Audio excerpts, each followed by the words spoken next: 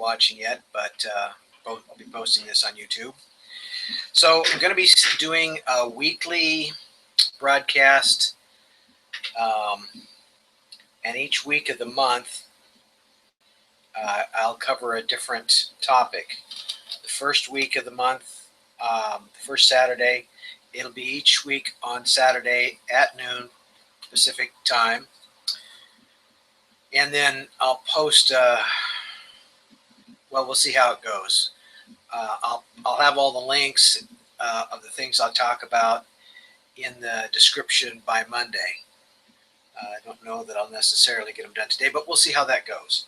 So the first week of the month will be emerging technology. The second Saturday will be on the space industry.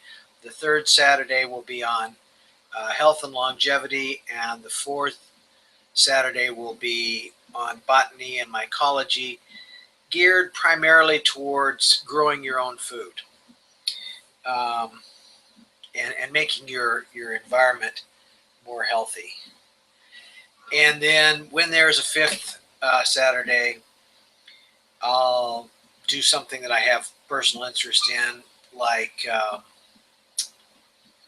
the first couple of fifth Saturdays, I plan on promoting some musical groups that I happen to like, or musicians I happen to like, groups / artists. So today I want to cover real quickly a few things that have been reported in recent weeks. One of which sounds really cool.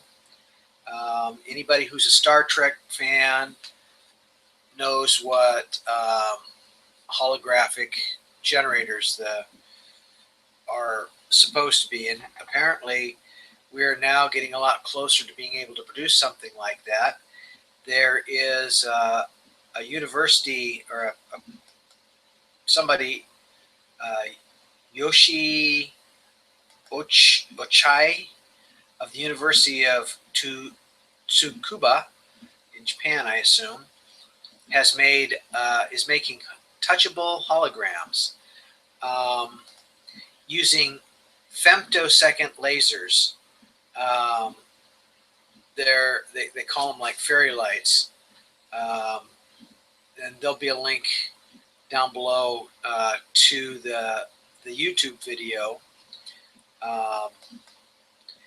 where it shows that what they're doing so far is really, really tiny, but it's these femto lasers. These are extremely short bursts of laser. Like, I think it's like a trillionth of a second.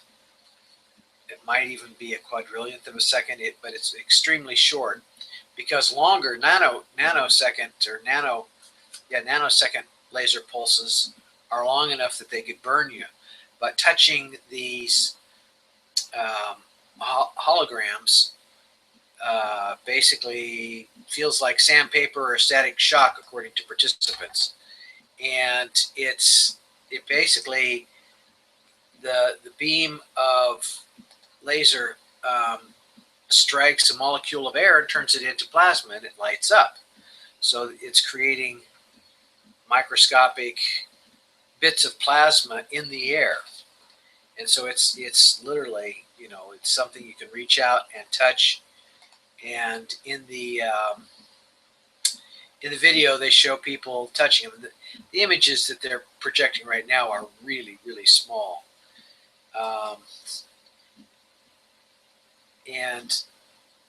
But when they touch it, obviously it changes.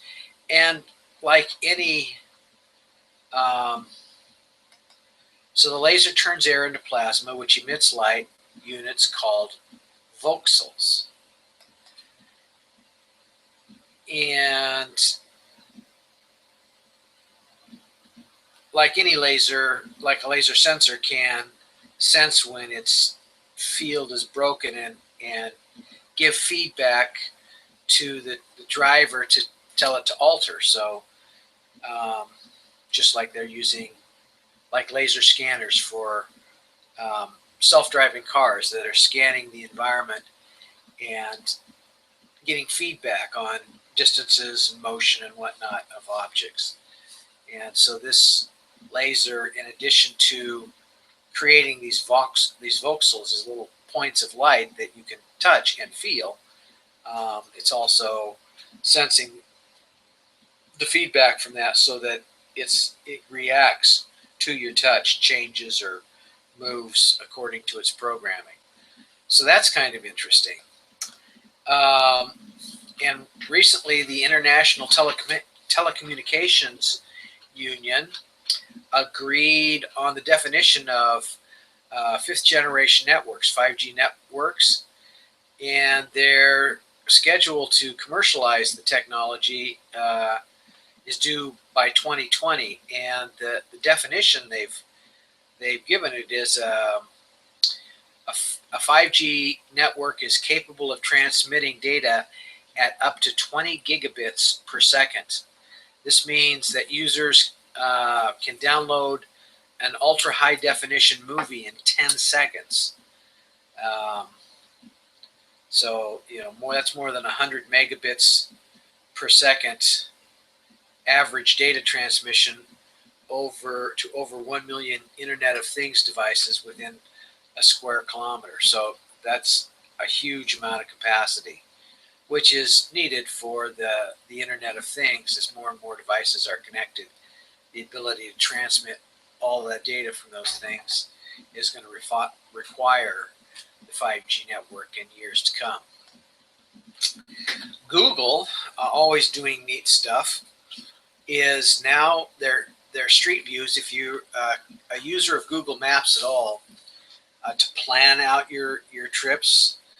When I go on a bike ride, if I'm going into unfamiliar territory, a lot of times I'll get into Street View in Google Maps and look at the actual street and the landmarks, and you can basically pre-drive visually the route that you're going to take on the computer. Well, Google Street View is now going underwater, and they've compiled just a huge amount of video and still pictures that people have taken in various parts on scuba dives and snorkeling and whatnot. And so they now have basically street view type displays of a lot of popular diving areas, like the Australia's Great Barrier Reef, the Solomon Islands, and Bali's Crystal Bay. So that's going to be a really cool thing for those of us who scuba dive. I just recently got a sports action cam that I probably should talk about this time, but I think I'll talk about it next month because I'm still going through the learning curve with it. And I'll be providing some underwater shots and some other cool shots to add to these programs and to the do-it-yourself videos that I produce using that camera. One of probably the most exciting bits of technology that is being developed right now is there's a team of researchers. Let's see if I can find out where they did this real quick. Well, it doesn't say, but a team of researchers has developed a new kind of fuel cell that uses common, inexpensive materials to turn water into oxygen and hydrogen using just sunlight, nothing else. So, and then oxygen and hydrogen in solution can then be used to generate electricity in fuel cell, using fuel cell technology. Right now, there's a cost involved for generating the power to split hydrogen and oxygen to create the solutions for use in fuel cells. This new method of splitting the hydrogen and oxygen and then recombining it in a fuel cell to generate electricity is basically a new way of collecting solar power that's storable without addition of a battery. Basically, it's stored in the solution of the device. So I suppose you could kind of call it a battery, but not really.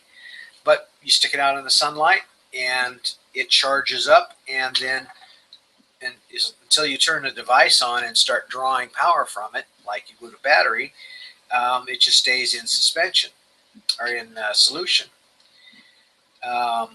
So it uses hematite, which is a form of iron, and what's the other part? There's a phosphorus compound, photoanoid. The other side is basically rust, so it's basically hematite and rust. And when it's exposed to sunlight, it causes the hydrogen and oxygen in water to separate. So it should be relatively inexpensive to. And this was developed by associate professor of chemistry, Dunwai Wang of Boston College. So that's pretty exciting.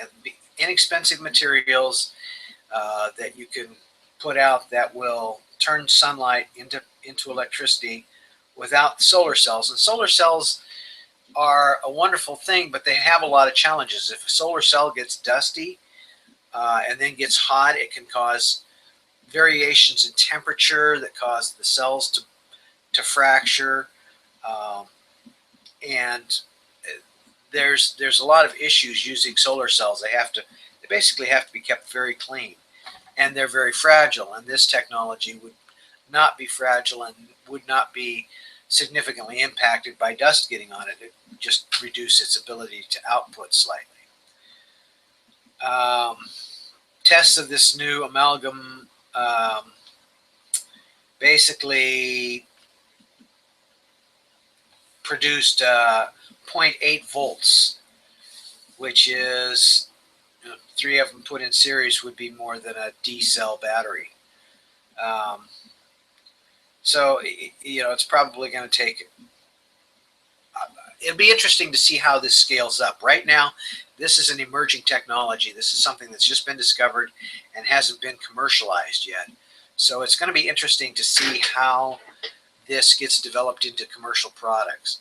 One of the things that a person has to understand about emerging technology is that when something's discovered, when some new device or technique or process is discovered, it's discovered usually on a relatively small scale, and things aren't always scalable. Not all technologies that are developed can be scaled up to where they're useful to the public, useful outside of academia, as it were. But this is so inexpensive to do because of the materials involved and the relative simplicity of the device that it should be very scalable. And within a few years, I would expect to see devices on the market using this technology. So an interesting app that has come to my attention for doing live broadcasting called Periscope is now being made for Android. It's essentially the same thing as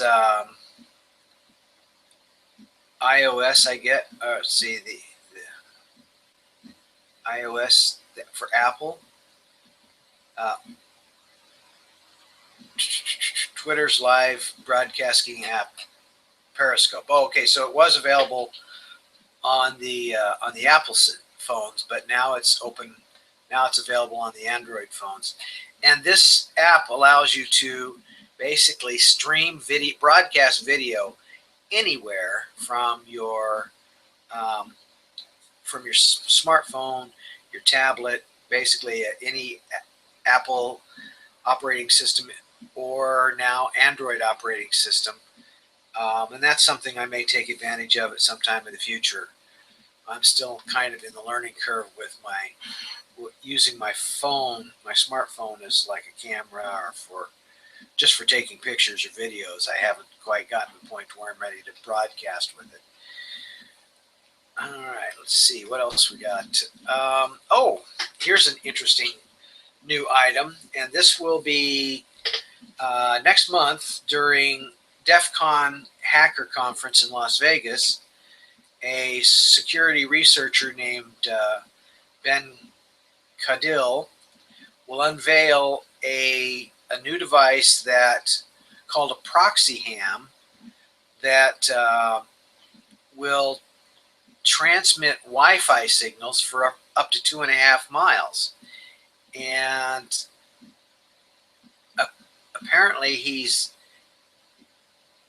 disguising the Wi-Fi signal so that anybody that was scanning the area would think that it was just a portable phone, not a cell phone, but a house portable phone, or baby cams all use the same frequency that this will use. So the transmitter could be put anywhere, like close to a Wi-Fi internet connection, and then transmit the signal back and forth for up to 2.5 miles on a line of sight, which is a really significant distance. And with relatively normal data encryption, the signal would be just noise to anybody who didn't have the key.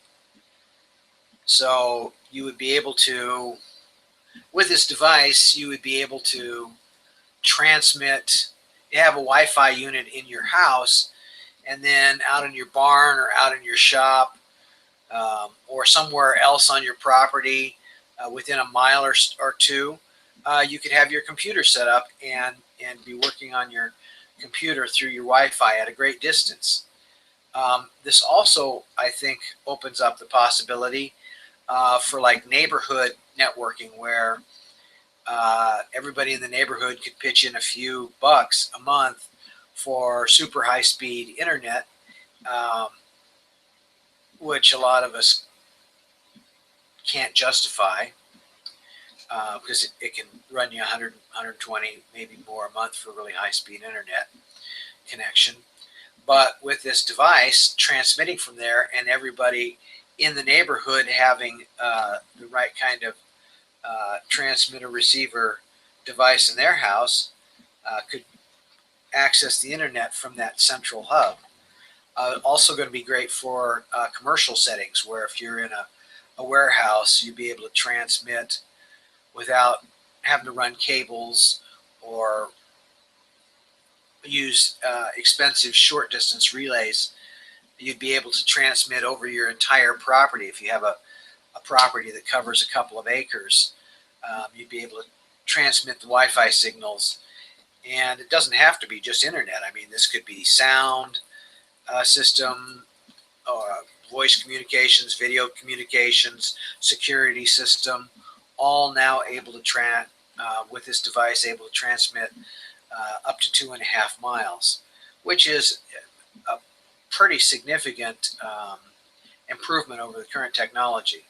It's kind of hacker technology in that I don't think that it's really legal to use 900 megahertz radio connections for this kind of communication.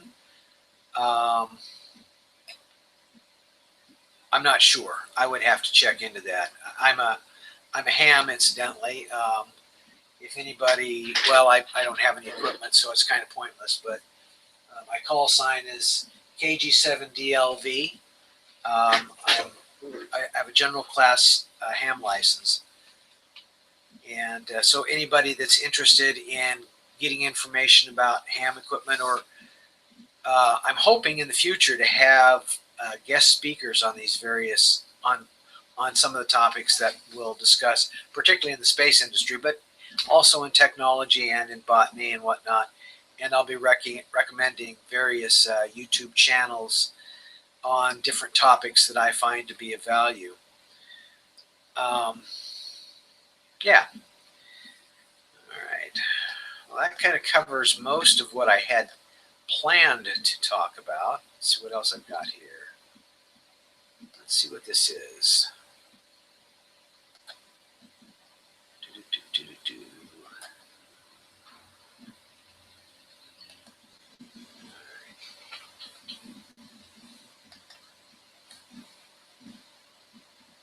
Terrestrial energy allying with. So the University of Manchester is working in cooperation with a company called Canadian Terrestrial Energy.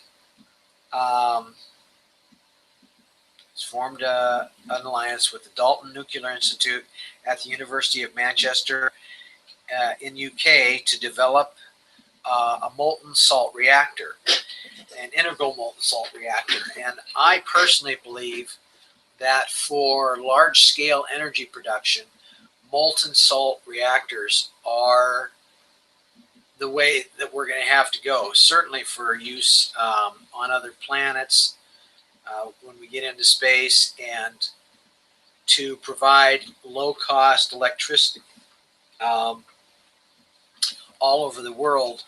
Molten salt reactors are just the way to go. The energy is so cheap from them, and they are so safe compared to other forms of nuclear energy.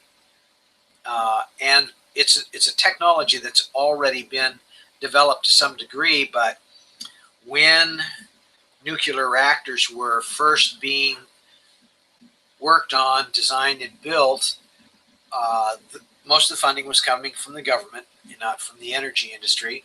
And their focus was to create weapons-grade radioactive materials as part of the reaction process.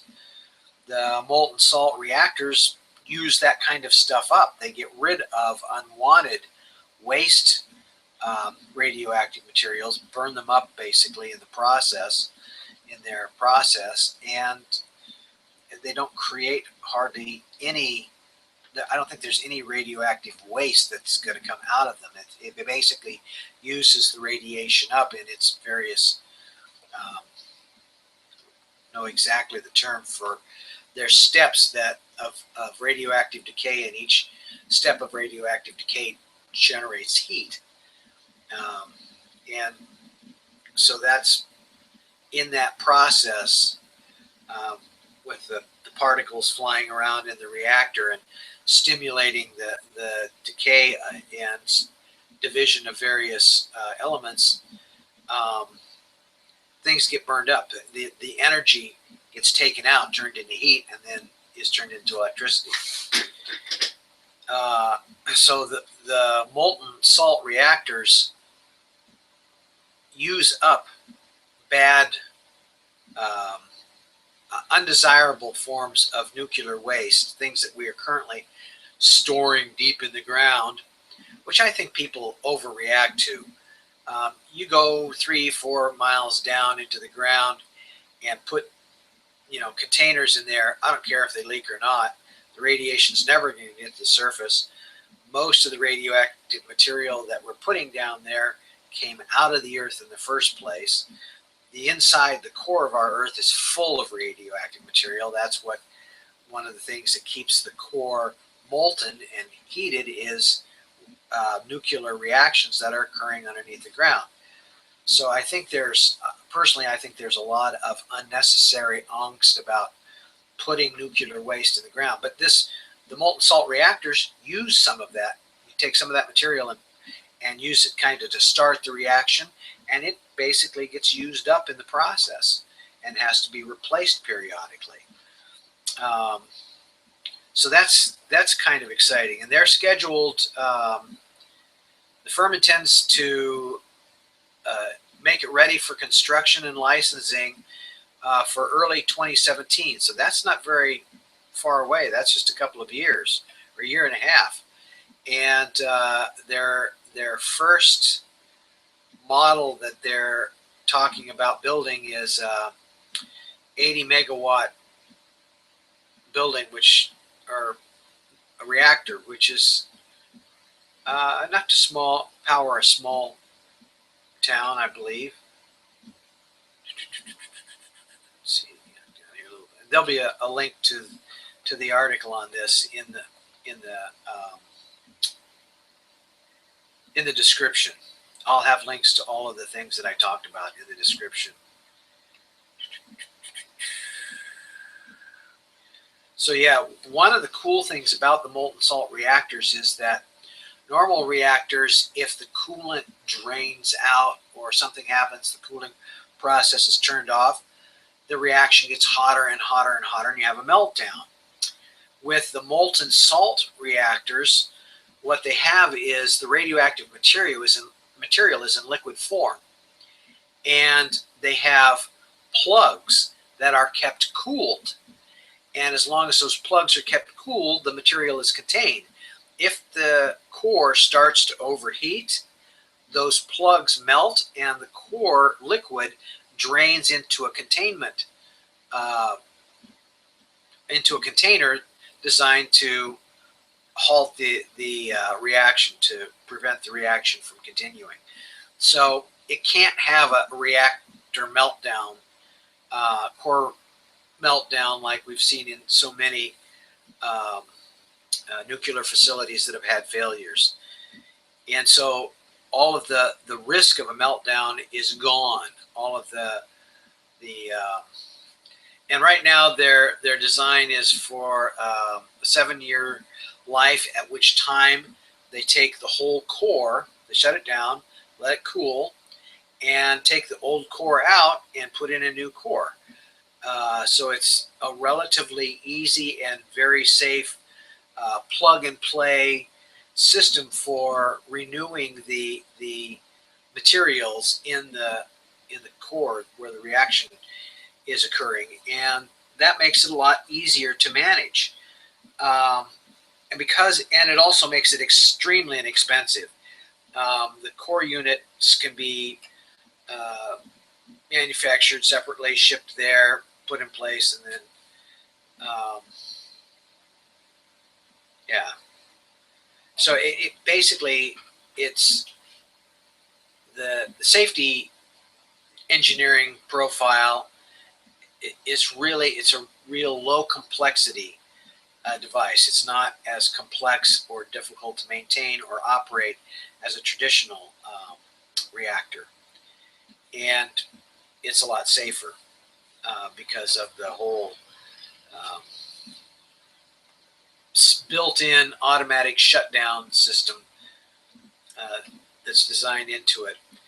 They have plans for 600 megawatt